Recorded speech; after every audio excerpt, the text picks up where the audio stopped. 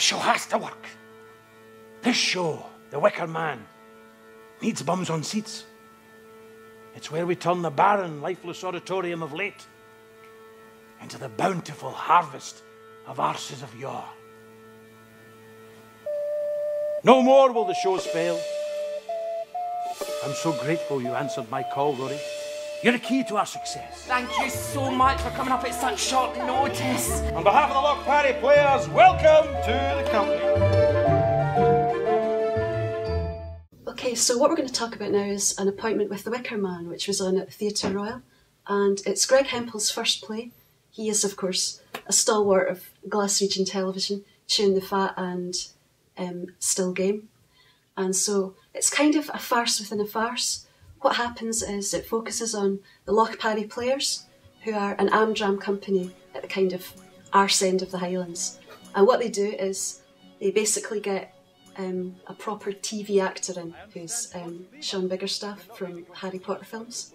And what they do is they bring him in as Sergeant Howie, and chaos, as you can imagine, ensues. Now, this piece for me really didn't work, but I felt that it was kind of becoming the very thing that it was parodying, and for me it had a kind of 70s flavour, like Benny Hill or Jim Davidson. It was quite puerile, but obviously I want to get what these guys think about it. So what was your take, Anna? Well, I didn't maybe dislike it as much as that, but I did feel that Greg completely went for the jokes at the expense of any kind of structure or narrative or shape for the show. It was, on a minute-to-minute basis, it was quite funny in a pretty puerile Benny Hill, misses kind of way. As an overall piece, no, it was a mess. It was an odd production for me. The big question for a comedy is, did it make you laugh? Well, it did. It made me laugh. But it angered me even more because it just felt like a huge missed opportunity. There's about half a dozen setups of what it could be. Taking the mick of Amdram, fine. We've seen it before, but fine. Doing a legitimate staging, if you will, of the Wicker Man. Okay, pointless, but fine. Questioning this actor's sanity, whether he's, is he really going mad? Is he seeing things for real? Are they going to actually kill him and kind of carry out the sacrifice that famously finishes the film? They dropped the ball. It felt like, we're going to go this way, and then we're going to go this way, but then we're going to go back to this one, and then we're going to do this completely different thing right here. And again, there wasn't one original joke in there. I've seen them all done. I've seen them done better. Yeah. But again, did it make me laugh? Yeah, it did. But again, you're talking about the Amdram thing. And yet I saw it in the Theatre Royal too. That is not a space where an amateur dramatic society would perform. And part of me was thinking this should really be done in a community hall. I think just by doing it in a community hall where these Amdram players would have acted, I thought that alone would have made it a lot funnier. So for me, it was a major missed opportunity.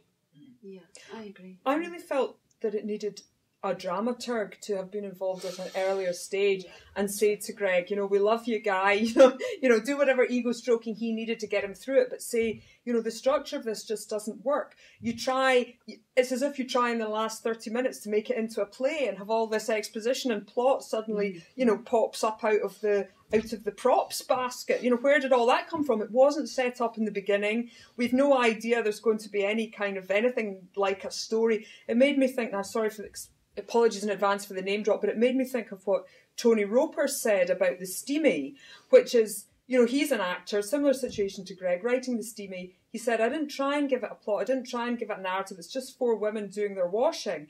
And I think if Greg had just been honest about saying it's just 5 people camping around in an Amdram production with lots of jokes about sex and bare-bottom dancing, it would have been much funnier. But by this desperate attempt to shoehorn in stuff of plot, I just thought it just made it a terrible mess. Which is funny, because again, when I was watching it, it made me laugh. There's some really funny things. Johnny McKnight camping it up at the beginning, doing a huge musical number when the cop first comes to the island. That was funny. The gag with the piano at the beginning of the second act, like who's playing the piano and somebody leaves and still playing. So that was too long for my. That was funny. I thought that was hilarious. I was in hysterics at that point. So again, I thought there were some real lovely moments, and again, that's why it angered me. If it didn't have such good people behind it, such a good cast, such a good director, such a good design team, and such good potential, it could have been such a great production. But because it just didn't really seal the deal, adequate just seems too nice to call it. And it's supposed to be a homage as well, and I didn't get the sense of that at all. I mean, I love the original film. I love The Wicker Man. You know, I absolutely love it. I know it's very flawed and it's very of its time, but I really like it. But that's part of the charm of it, isn't it? Yeah, exactly. But to me, it was like there was a kind of disrespect almost for the source material, I thought. And there's something else that, I've talked about this with a few other people, and that is, the National Theatre of Scotland having a go at amateur dramatics, which it's too easy of a target. Yeah. I mean, we've seen plenty of amateur productions, and can they be bad? Yes, but they can also be brilliant because the spirit that the people have can sometimes be much more genuine than what you get in a professional production.